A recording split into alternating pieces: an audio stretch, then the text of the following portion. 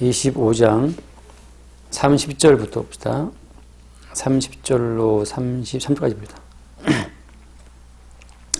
30절 그러므로 너는 그들에게 이 모든 말로 예언하여 이르기를 여호와께서 높은 데서 포효하시고 그의 거룩한 처소에서 소리를 내시며 그의 초장을 향하여 크게 부르시고 세상 모든 주민에 대하여 포도 밤자같이 흥겹게 노래하시리라. 요란한 소리가 땅끝까지 이름은 여호와께서 뭇 민족과 다투시며 모든 육체를 심판하시며 악인을 칼에 내어주셨습니다. 여호와의 말씀이니라. 만군의 여호와께서 이와 같이 말씀하시니라. 보라, 재앙이 나서 나라에서 나라에 미칠 것이며 큰 바람이 땅끝에서 일어날 것이라. 그날에 여호와에게 죽임을 당한 자가 땅의 끝에서 땅 저끝에 미칠 것이나 그들을 위하여 애곡하는 자도 없고 시신을 거두어 주는 자도 없고 매장하여 주는 자도 없으리니 그들은 지면에서 분토가 되리로다. 아멘. 하나님의 조치에 대해서 사람들은 계속 반발을 한다는 것이 이게 이제 쭉 인류 역사입니다. 하나님의 말씀, 하나님의 선언에 대해서 사람들은 수긍할 의사가 전혀 없어요. 그래서 예를 들어서 하나님이 선악과를 먹으면 정녕 죽으리라 이렇게 말씀했지 않습니까? 하나님은 죽음을 선포하셨고 그리고 가시와 엉겅퀴의 땅을 그들에게 허락하셨는데 사람 입장에서는 끝까지 죽음을 거부하죠. 죽음을 거부하고 죽지 않는 방법, 그 다음에 이 죽음 자체를 넘어설 수 있는, 그러니까 죽지 않고 곧바로 어떤 생명을 누릴 수 있는 그런 어떤 새로운 하나님을 상상해서 만들어내는 거죠. 그러니까 인간이 섬기는 모든 신들은 다 사실 인간이 만들어낸 인간의 작품들입니다. 인간이 섬기는 신들이 인간의 창조물이라고 하는 거죠.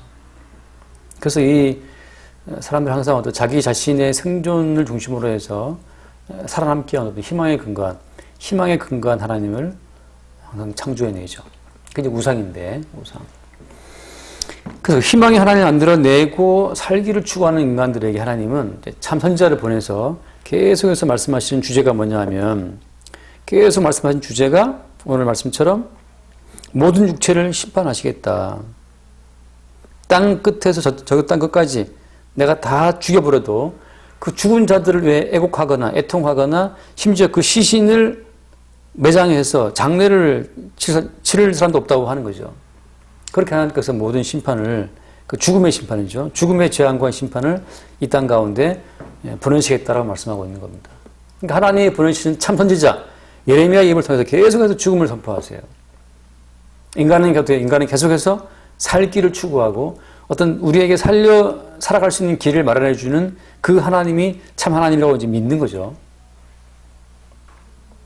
참 선지자와 그를 보내신 하나님은 계속 심판을, 시신조차 거둘 수 없는 그 끔찍한 재앙을 선포하시고, 인간들은 자기들을 살려줄 하나님을 추구하고, 그 사이에서 이제 마귀가 많은 이제 가짜들을 보내서 백성들의 마음을 미혹해 하는 거죠. 너희들은 죽지 않는다, 살 것이다, 부흥할 것이다, 잘 될 것이다 라고 계속해서 그 중간에서 마귀와 그 마귀를 추종하는 선지자들이 계속 그런 메시지를 또 전하고 있다고 하는 겁니다.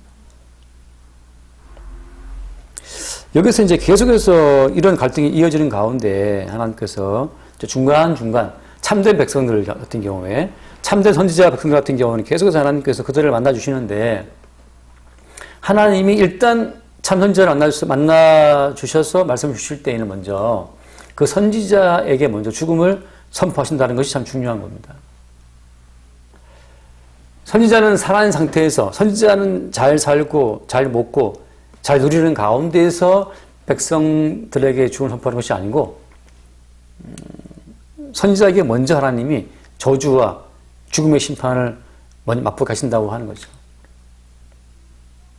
예컨대 이사야처럼 성경 가운데서 여호와의 보좌를 보고 여호와를 봤지 않습니까? 보고 나서 이사야의 고백이 뭐냐 하면 화가 내게 임했다라는 것을 고백하게 되죠. 내가 죽게 되었구나. 내가 망하게 됐단 말이지. 망하게 된 자기의 실상을 이사야는 하나님을 만난 자리에서 알게 됩니다.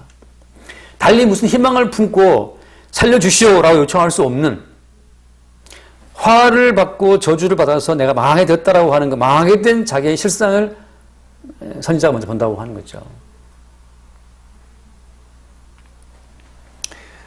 바울의 경우 마찬가지로 바울의 경우에도 빛 가운데 임하신 주를 만나고 바울이 쓰러져 버리죠. 쓰러지고 눈이 멀어버리는데 일시간 참된 주를 접했던 사람들의 모든 경험이라고 하는 것은 그들의 죽음이에요. 살기를 희망할 수 없을 정도로 죽어마땅한 실상을 본다고 하는 거죠. 그러니까 참된 하나님을 내가 만났는가, 그러니까 참된 주를 만났는가라고 하는 그 증거는 뭐냐면 계속 우리 마음속에 새로운 희망이 솟아올라오는 게 아니에요. 새로운 희망이 솟아오른다고 하는 것은 지금 마귀가 우리 가운데 헛된 그 가짜 신이 와서, 마귀가 와서 우리에게 자꾸 희망을 주고 있다고 하는 겁니다. 더 잘 살 수 있다, 부강할 수 있다, 잘 될 수 있다. 그게 다 마귀가 하는 소리예요. 어떤 드라마의 어떤 정치 드라마 가운데서 뭐 이야기를 주고받을 때 말이죠. 한 정치인은 환상을 이야기하고 한 정치인은 희망을 말하는데, 희망이라고 하는 것은 뭐냐? 이 정치인이 한 말이 그 말입니다. 그 드라마상에서. 희망이라고 하는 것은, 그러니까 환상 중에 최고의 환상이다 말이지. 인간에게 희망이라고 하는 것은 가장 강력한 환상이라고 하는 거죠. 희망 고문이죠. 희망 고문. 인간이 살 수 있다, 영생할 수 있다. 이게 희망 고문입니다. 그래서 성경에서 만나는 모든 참된 백성이라고 하는 존재들은 먼저 하나님 앞에 하나님의 심판을 경험하고 하나님께 내리시는 그 저주와 죽음을 먼저 경험한다고 하는 거예요. 아직 나에게 희망을 가질 권리가 있다? 꿈꿀 수 있는 어떤 그런 여지가 내게 있다? 아직 나에게 살만한 권리가 있다? 뭐 이런 모든 것들은 그 자체가 아직 참된 예수를 만난 것이 아니고 참된 하나님을 가정하고 온 그 마귀를 만난 자들의 고백이라고 하는 거죠.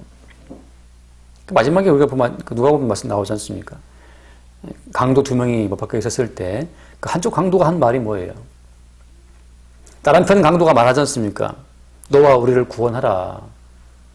아직 그 자기를 살려줄 자기 삶에 대한 희망, 나는 살아야 한다라고 하는 자기 삶에 대한 어떤 그런 권리를 주장할 때 다른 편 강도로 말하지 않습니까? 우리가 이와 같은 형벌을 받는 것이 마땅하다라고 하죠. 마땅하다. 자기에게 내려지는 그 사형 판결을 마땅한 것이라고 받아들입니다. 그렇지만 예수님은 죄가 없다라고 하면서 예수님께 자기 영혼을 의탁하죠. 당신 나라에 임하실 때 자기를 맡긴단 말이죠.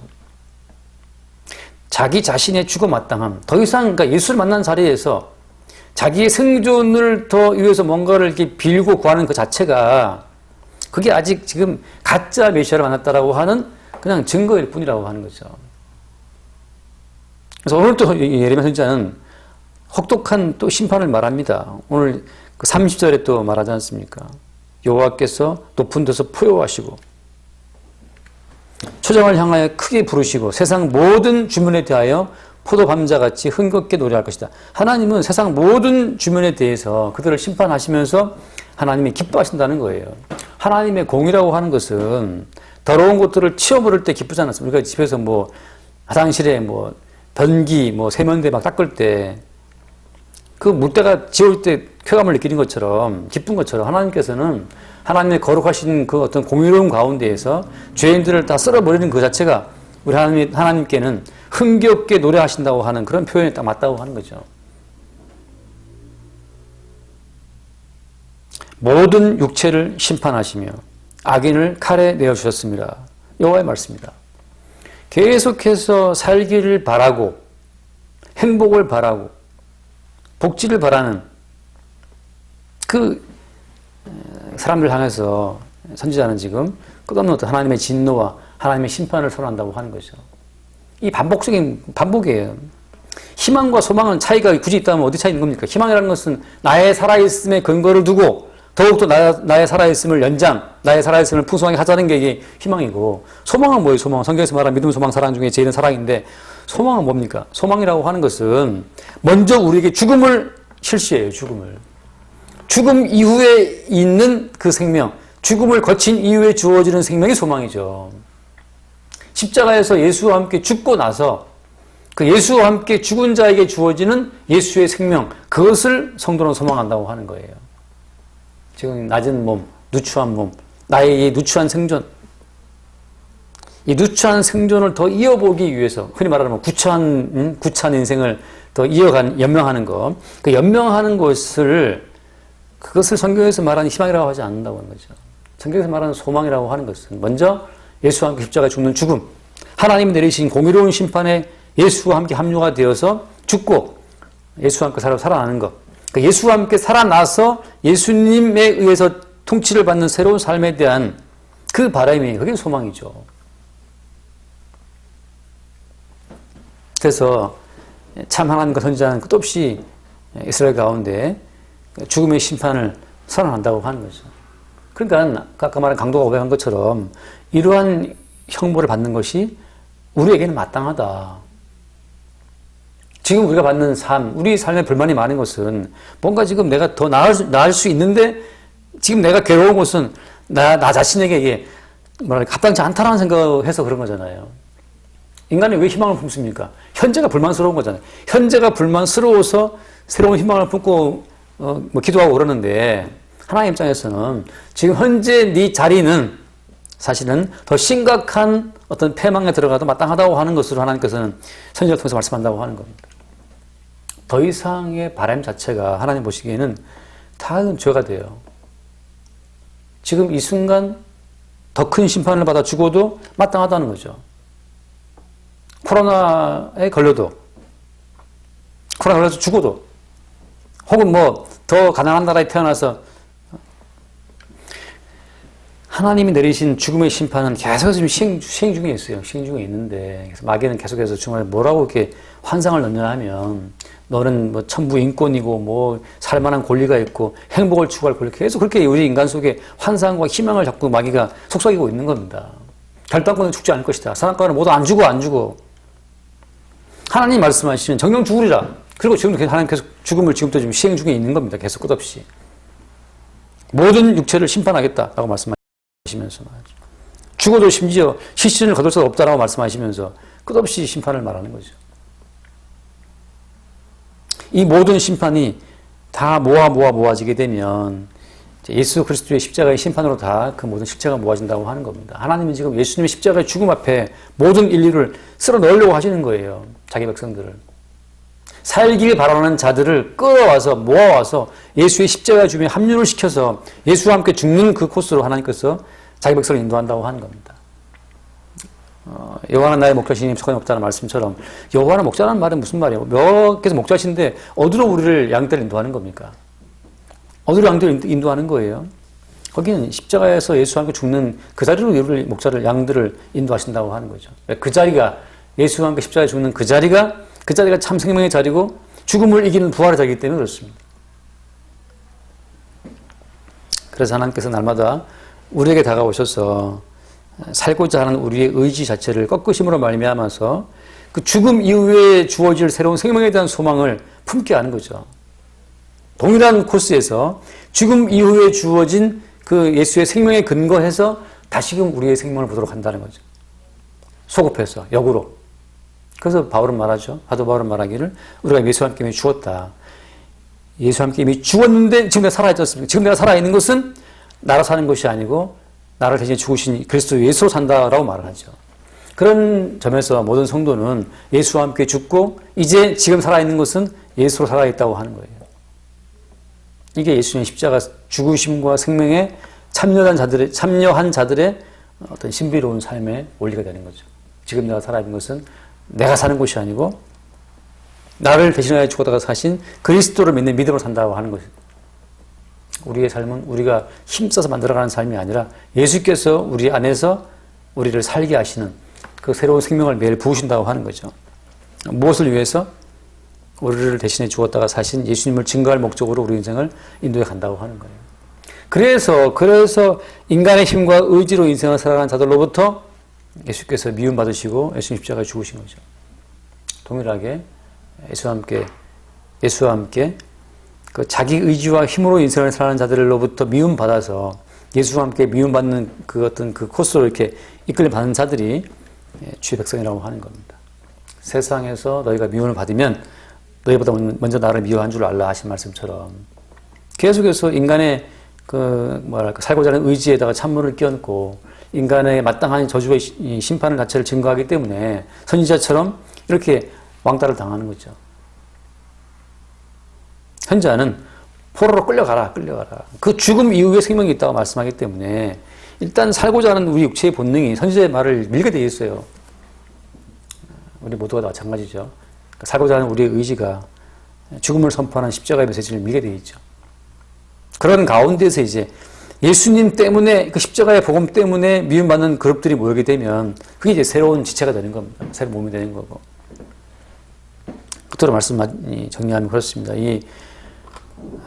아까 말했지만 이사야도 그랬고 사도 바울도 그렇고 또 야곱 같은 경우는 환도뼈가 부러져 버렸죠. 환도뼈가 부러짐으로 말미암아서 유골됨으로 말미암아서 자기의 힘과 의지로 살아가는 인생 자체가 이제 끝난 거죠. 하나님 항상 우리의 의지와 우리의 힘, 우리의 지혜를 항상 하나님께서 끝내시면서 그 죽음 이후에 감춰뒀던 새로운 생명을 공급하시는 식으로 택한 백성을 인도한다고 하는 겁니다.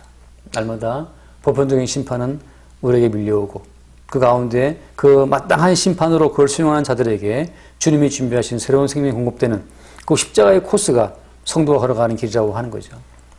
그 희망이 아니라 죽음 이후에 주어질 새로운 생명을 소망하는 그 소망의 어떤 하나님을 바라볼 수 있게 되기를 바랍니다. 기도하겠습니다. 존귀하신 주님 감사합니다. 이미 선언된 하나님의 그 심판의 선언이 결단코 취소되거나 사라지지 않고 끝없이 인간들 가운데 시행되고 있음을 알게 하여 주옵소서. 그리스도 예수께서 그 심판을 대신 받으시고 죽으심으로 말미암아 자기 백성을 그리스도 예수 십자가 앞으로 모으시고 예수와 함께 심판받아 죽고 예수와 함께 살아나는 그 새로운 소망의 길로 우리를 이끌어 가심을 늘 새롭게 기대하고 또 누리게 하여 주옵소서. 우리 주 예수 이름으로 기도드리옵나이다. 아멘.